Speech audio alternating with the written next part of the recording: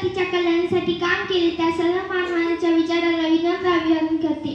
आज आपण सर्वजण सहजरित्या बोलत असतो, मुलगी शिकली, प्रगती झाली, पण हे सहज शक्य झाले का हो? तर नाही. थोडे मागे जाऊन इतिहासाची पाने चाळले तर लक्षात येते की ज्या काळामध्ये स्त्रियांचा जन्मच पाप मानलं जायचं, त्या काळामध्ये कसलं शिक्षण आणि कसलं काय.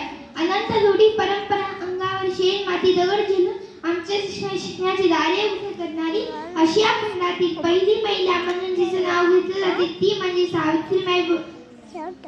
मोठं किती व्हावं हे सावित्रीबाईकडे बघल्यावर कळते. आपल्याला माहितीच असेल 1975 हे वर्ष आंतरराष्ट्रीय महिला म्हणून आशिया खंडात साजरं केलं गेलं आहे. आणि त्यांनी असे म्हटले आहे की स्त्रियांच्या हक्कासाठी पहिलं पुस्तक लिहिलं गेलं आहे ते म्हणजे भारतात आणि त्या महाराष्ट्र राज्यात आणि त्या महिला म्हणजे सावित्रीबाई बरोबर काम करणाऱ्या ताराबाई शिंदे यांनी लिहिलं आहे.